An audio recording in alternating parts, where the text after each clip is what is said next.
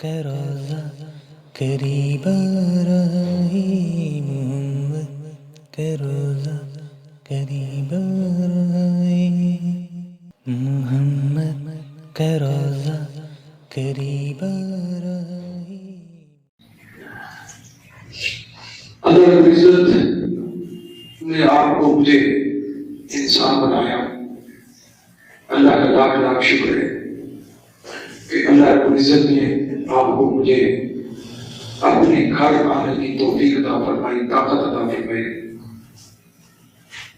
اللہ رب العزت آپ کو مجھے ہدایت عطا فرمائی۔ قرآن مجید ایک ایسی کتاب ہے جس کو اگر غور سے پڑھا جائے، اس کا مطالعہ کیا جائے تو اس کے اندر ہدایت ہی ہدایت ہے، روشنی ہی روشنی ہے۔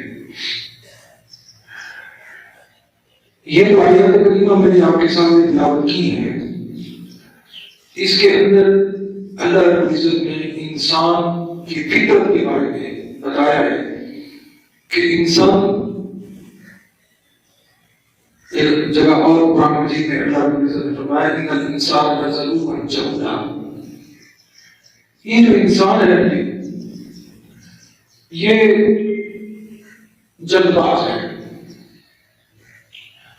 پہلے کام کرتا ہے پھر سوچتا ہے کہ میں نے کیا کر لیا، اور یہ دنیا اس کے اندر اللہ رب العزت نے ہمیں جانچنے کے لیے کبھی کبھار تھوڑی چھوٹی موٹی مصیبت، پریشانی، کوئی چھوٹا سا امتحان اللہ رب العزت دیتا ہے کہ انسان آیا اس مصیبت کے اندر مجھے یاد کرتا ہے کہ نہیں کرتا، اس پریشانی کے عالم میں کہیں مجھے بلا تو نہیں دیتا ہے۔ تو انسان کی ایک عجیب فطرت ہے کہ انسان جب کوئی کام کرتا ہے اور کوئی اچھا کام اس سے ہو جاتا ہے تو اس کو وہ اپنی طرف منسوخ کر دیتا ہے، میری حکمت عملی ہے، یہ میری کاریگری ہے، میری دانائی ہے کہ میں نے یہ اچھا کام کیا ہے، اور خدا خواستہ اگر نقصان ہو جاتا ہے، پریشانی زیادہ ہو جاتی ہے تو اس کو پھر اللہ کی طرف منسوخ کرتا ہے کہ اللہ نے میرے اوپر مصیبت ڈالی ہے۔ انسان عجیب ہے۔ ایک جگہ اللہ رب العزت نے قرآن مجید میں فرمایا کہ انسان کی جب کشتی بھنور میں پھنستی ہے تو پھر مجھے یاد کرتا ہے، کہتا ہے اللہ تو مہربانی کر، اور جب میں اس کی کشتی بھنور سے نکال دیتا ہوں تو پھر کہتا ہے یہ دیکھو میرا کمال ہے کہ بھنور سے میں کشتی نکال لایا۔ ارشاد باری تعالیٰ ہے ما اصابک من حسنۃ فمن اللہ، اے انسان تجھے جو بھلائی بھی حاصل ہوتی ہے یہ خالصتاً اللہ کی طرف سے ہوتی ہے، اس میں تیرا کوئی کمال نہیں۔ اللہ رب العزت سارے کام سیدھے کر دیتا ہے، اور انسان عجیب ہے کہ اس کو وہ اپنی طرف منسوخ کرتا ہے۔ اور آگے بڑھتا ہے وما اصابک من سیئۃ فمن نفسک، اور جو مصیبت تجھ پر آتی ہے وہ تیرے اپنے نفس کی بدولت آتی ہے۔ لہا ما کسبت، سورہ بقرہ کے آخر میں لہا ما کسبت وعلیہا ما اکتسبت، یہ سب کچھ ہمارے ہاتھوں کی کمائی ہے۔ آج جو کچھ بھی ہو رہا ہے، پریشانی ہے، مصیبتیں ہیں، سکون ختم ہے، یہ ہمارے اپنے ہاتھوں کی کمائی ہے۔ تو اللہ رب العزت ارشاد فرماتے ہیں کہ تجھے تو جو بھلائی کرتا ہے وہ خالصتاً اللہ کی طرف سے ہوتی ہے، تیرا کوئی کمال نہیں۔ دوستو آپ اور میں اگر آج ابھی مسجد میں آئے ہیں، اس میں آپ کا میرا کوئی کمال نہیں۔ یہ اللہ کی مہربانی ہے، اللہ کا کرم ہے کہ اللہ رب العزت نے ہمیں آنے کی توفیق عطا فرمائی. ہم سے بڑے بڑے خوبصورت بات کہہ رہے ہیں اور وہ جمعہ بھی نہیں پڑھتے. یہ نہیں ہے چلو کسی اور مسجد میں پڑھتے ہیں. کئی فرقے ہوتے ہیں جو جمعہ بھی نہیں پڑھتے، ان میں ان کی اپنی مرضی شامل نہیں ہے. اللہ نے ان کو اپنے گھر آنے کی توفیق ہی نہیں دی.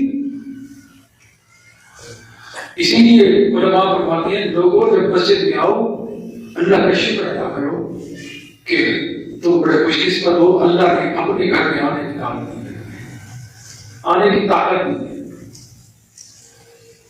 تو برائی سے بچنا چاہیے. اب جتنی دیر ہم مسجد میں بیٹھیں گے تو کم از کم اتنا وقت تو ہم برائیوں سے بچ جائیں گے. وَأَرْسَلْنَاكَ لِلنَّاسِ رَسُولًا، اور ہم نے حضور صلی اللہ علیہ وسلم کو لوگوں کے لیے رسول بنا کر بھیجا. اب کیا ذرا تھوڑا سا آپ اس آیت کو غور سے دیکھیں، اس کا ربط دیکھیں آپس میں.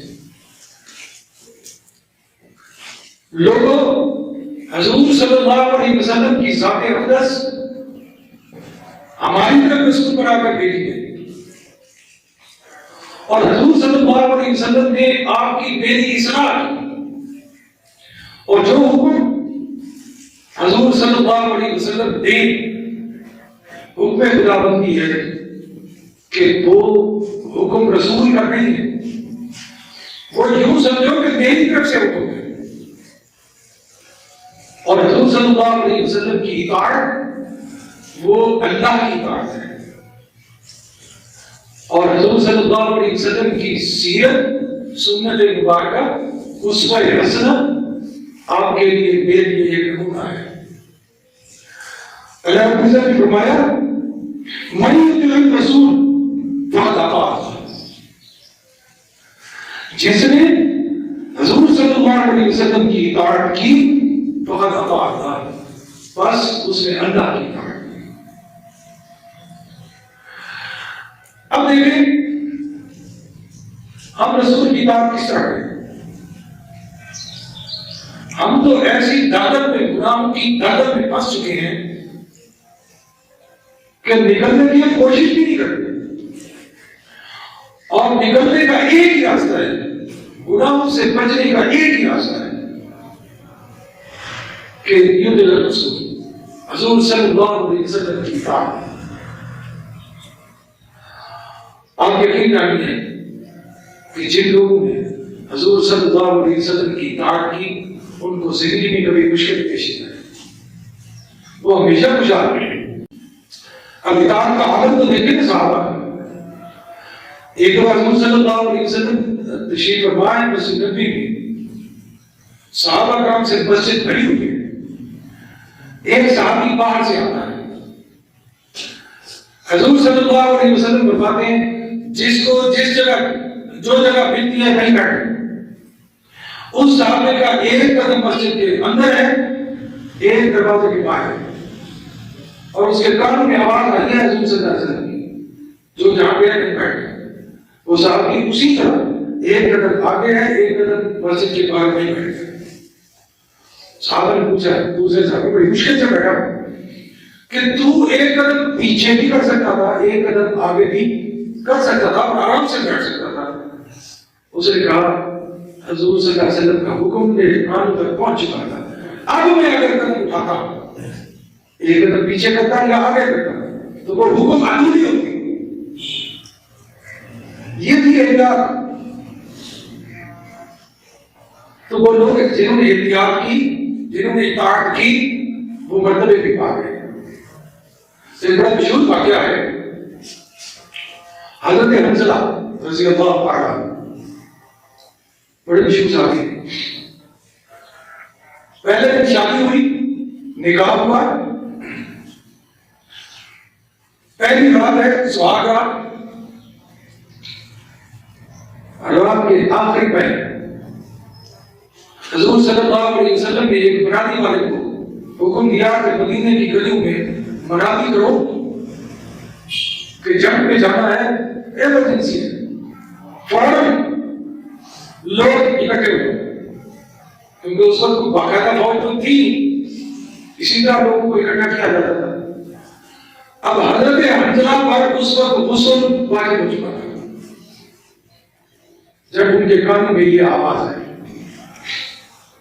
انہوں نے اپنی بیوی سے کہا حضور صلی اللہ علیہ وسلم کا بلاوا آ گیا ہے، میری تلوار، میرا وہ جو جنگی لباس ہے وہ تیار کرو تاکہ میں جلدی جلدی نکلوں۔ بیوی اس کو کہتی ہے کہ آپ پر غسل واجب ہے، آپ غسل کر لیں پھر چلے جائیں۔ حضرت حنظلہ فرماتے ہیں غسل راستے میں کر لوں گا جہاں مجھے موقع ملے گا، لیکن میں دیر نہیں کرنا چاہتا، حضور صلی اللہ علیہ وسلم کا حکم آ چکا ہے۔ اب آپ دیکھیں صحابہ نے کس طرح اطاعت رسول کی، نکلے، جو ہی پہنچے لشکر روانہ ہو رہا ہے، ساتھ چل پڑے۔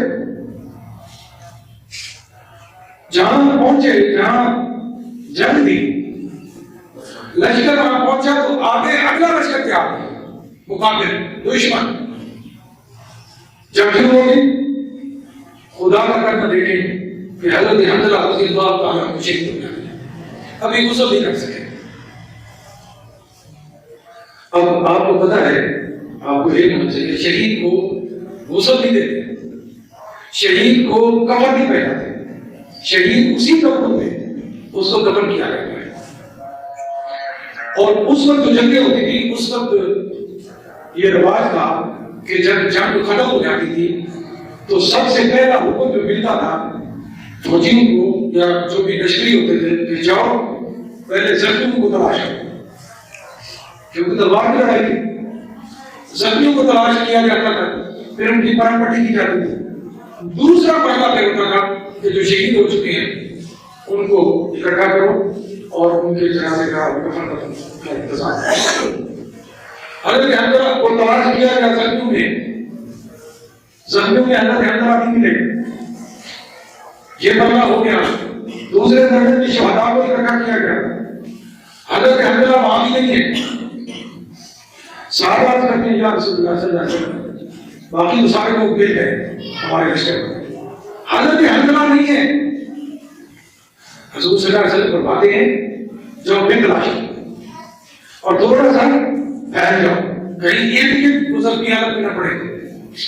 پھیل میں صحابہ تلاش کیا، حضرت حنظلہ کی واپس آتے ہیں یا رسول اللہ حضرت حنظلہ کی ہے۔ حضور صلی اللہ علیہ وسلم فرماتے ہیں کمال ہے یار، آخر میں کیا کام ہے؟ ایسے ہی اوپر دیکھا حضرت حنظلہ کی میت لاش اوپر سے آ گئی، اور جب نیچے آئے کیا دیکھتے ہیں حضرت حنظلہ کے بالوں سے پانی ٹپک رہا تھا۔ حضور صلی اللہ علیہ وسلم بھی حیران ہو گئے، صحابہ بھی حیران ہو گئے کہ یہ کیا ہے۔ صحابہ نے کہا یا رسول اللہ صلی اللہ علیہ وسلم یہ کیا معاملہ ہے؟ حضور صلی اللہ علیہ وسلم نے فرمایا فی الحال اس کو دفن کرو، اس معاملے کا پتہ اس کی بیوی کو ہوگا، کل ہی اس کا نکاح ہوا ہے، کل ہی اس کی شادی ہے۔ جب ہم واپس جائیں گے تو مدینہ میں اس کی بیوی سے پوچھا جائے گا، وہ ہمیں اس راز سے پردہ اٹھائے گی ہمارے ساتھ۔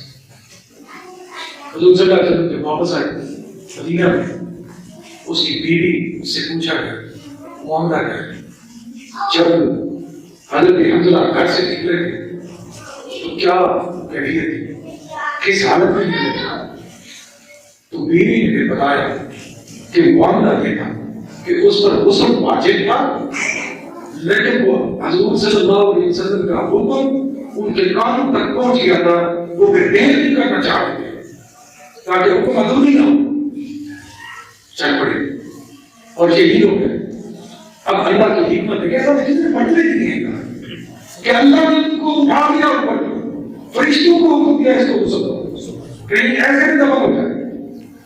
اور پھر حضور صلی اللہ علیہ وسلم نے ان کو ایک لقب دیا ان کی موت کے بعد، غسیل الملائکہ، ملائکہ کا، فرشتوں کا آیا ہوا۔ اسی نسبت سے میں نے اپنے پوتے کا نام بھی حنظلہ رکھا ہے۔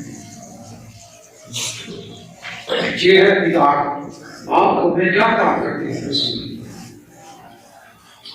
ہم تو نام کے مسلمان ہیں، ہمارے پلے کچھ بھی نہیں، یقین کیا مسلمان صرف کلمہ پڑھنے کا نام نہیں ہے. اگر آپ کو اللہ توفیق دے آج گھر جا کر قرآن مجید اٹھائیں، 18واں پارہ کھولیں، 18واں پارہ اور شروع سے لے کر 11 آیتیں چھوٹی چھوٹی آیتیں ان کو پڑھیں، ان کا ترجمہ دیکھیں. 18واں پارہ جہاں سے شروع ہو رہا ہے سورہ المؤمنون، نام بھی سورہ المؤمنون ہے، اس کی پہلی 11 آیتیں وہ پڑھیں، اس کا ترجمہ دیکھیں اور پھر اپنے کلمات میں چھاپیں، پھر اپنی پہچان کریں کہ اللہ نے تو مومن کس کو کہا اور ہم خام خواہ اطلاع کرنے بیٹھے ہیں کہ ہم مومن ہیں. پہلے نشان میں بتا دیتا ہوں، ٹائم دن بڑے چھوٹے ہو گئے، ٹائم بڑا اوپر ہوتا جا رہا ہے. پہلے نشان کیا ہے وہ 2 آیتیں میں پڑھ کے آپ کے سامنے رکھتا ہوں، باقی آپ کے چھوٹے سارا کام میرا ہو نہیں ہے، وہی تمہارا بھی کام ہے. جب تم نے نہیں جانا بولے بہت نہیں جانا ہے. قد افلح المؤمنون، کامیاب ہو گئے مومن. ابتدا دیکھیں کیسے، قد بے شک پکی بات، اس میں شک، افلح المؤمنون، کامیاب ہو گئے مومن. الذین هم فی صلاتہم خاشعون. اب پہلی نشانی بتا دی مومن کی کہ کون سے مومن کامیاب ہو گئے. پہلی نشانی، اب اگلی تو 11 نشانی اور ہے. الذین هم فی صلاتہم خاشعون، جو نماز پڑھتے ہیں، یعنی کامیاب ہو گئے وہ لوگ جو نماز پڑھتے ہیں خشوع و خضوع سے، تعامل سے، آرام سے. اور خشوع و خضوع یاد رکھیے، اس کا مطلب یہ ہے کہ جو کچھ تم بول رہے ہو نماز کے اندر وہ تمہیں پتا ہو کہ میں کیا کہتا ہوں. ہم جو طوطے کی طرح رکھے ہوئے ہیں سبحان اللہ و بحمدہ و تبارک اسمہ وتعالی جدہ، پتا تھا کوئی کیا کہتے ہیں. خدا کی قسم بڑا انبیاء ہے. ہمیں سورۃ فاتحہ کا ترجمہ نہیں آتا جو نماز کی ہر رکعت میں پڑھتے ہیں. پھر نماز میں کیسی ہے، کس طرح کا سفید داڑیاں ہوگی، ایمان سے ایسے ایسے لوگوں کو ملتے ہیں. میں تو حیران رہ جاتا ہوں، وہ تم والے نماز والے ہو گئے. وضو کے فرائض ہے بتائیں، وضو کے فرائض ہے بتائیں. دوست یہ بڑی پریشانی کی بات ہے، بہت بڑا آدمی ہے. ہمیں روزگار کی فکر ہے، صبح صبح نکلتے ہیں اور رات گئے تک میرا پیسہ پیسہ پیسہ اس کے پیچھے لگے ہوئے. ہمیں یہ فکر نہیں ہے کہ ہمیں جب مرنا ہے پتہ نہیں کفن بھی نصیب ہوتا ہے کہ نہیں ہوتا. آپ خالی کوئی یار کوئی بندہ ایسا بھرا ہو ہمارے اسلام کو بڑے بڑے امیر لوگ بھی فوت ہوئے، غریب بھی فوت ہوئے، کوئی اپنے ساتھ کوئی چیز لے گیا، اپنے ساتھ کوئی جگہ کوئی زمین لے، سارے رہے خالی ہیں. انسان ایسا ظالم اور جاہل ہے کہ سب کچھ سمجھتا ہے، پھر بھی اس کو یہ فکر نہیں ہے میں نے پڑھنا ہے. جامع خالی آتا ہے سوائے اعمال کے. اچھے عمل ہوں گے تو کامیابی ہے، اچھے عمل نہیں ہے تو ناکامی ہے. ہم سارا دن جھوٹ بھی بولتے ہیں، دغا بازی بھی کرتے ہیں، گاہک کے ساتھ دو نمبری بھی کرتے ہیں، 2 نمبر چیزیں بیچتے ہیں. فکر کوئی نہیں کہ مرنا ہے. دوست کامیاب اسی میں ہے، موت نہیں آ ہے. موت یاد ہے تو تم کامیاب. کیوں؟ ہر بندے کو پتا ہے کہ میں نے کہا. اور پھر یاد رکھیے کئی دوستوں کو کہتے تھا یار نماز پڑھ لیا آگے سے بات کر اور یار آگے ابھی بہت وقت ہے. ابھی تجھے کیا پتا تیری زندگی کتنی ہے؟ بیٹھے بیٹھے پتہ ہی نہیں چلتا موت آ جاتی. موت ہی دیکھتی بیمار ہے، جوان ہے، بوڑھا ہے، بچہ ہے، عورت ہے، مرد ہے. نہیں، موت کسی چیز کو نہیں دیکھتی. رب کا حکم ہے اور فیصلہ ہو چکا ہے. جس کی جتنی عمر ہے اس کا فیصلہ رب نے کر دیا ہے، وہ ہٹا دیا. وہ کسی کو نہیں بتایا، کسی کو نہیں بتایا، حتیٰ کہ اپنے انبیاء تک کو نہیں بتایا کہ موت کب آئے گی. تو پھر ہمیں فکر کرنی چاہیے، ہر سانس آخری سانس سمجھنی چاہیے، ہر دن آخری دن سمجھنا چاہیے. اللہ کی وجہ سے دعا ہے اللہ تبارک و تعالیٰ نے. دوستو پیچھے جو میں نے آپ سے عرض کیا تھا کا روزہ قریب آ رہا ہے، محمد کا روزہ قریب آ رہا ہے، محمد کا روزہ قریب آ رہا ہے۔